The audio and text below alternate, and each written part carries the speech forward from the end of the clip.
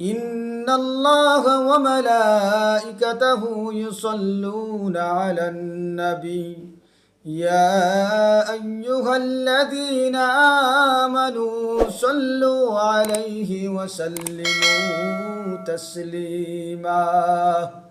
আল্লাহ রব্বুল আলামিন কুরআনুল কারীমের মধ্যে উল্লেখ করেছেন, নিশ্চয়ই আমি আল্লাহ এবং তার ফেরেশতাগণ নবীজি সাল্লাল্লাহু আলাইহি ওয়াসাল্লামের উপর দরুদ প্রেরণ করে। আল্লাহ রব্বুল আলামিন ঈমানদারদেরকে ডাক দিয়া বলেন, ইয়া আইয়ুহাল্লাযীনা আমানু সাল্লু আলাইহি ওয়া সাল্লিমু তাসলিমা। ও ঈমানদারেরা, তোমরা নবীজির জন্য তোমরাও কি করো? দরুদ প্রেরণ করো, তার কাছে সালাম প্রেরণ করো।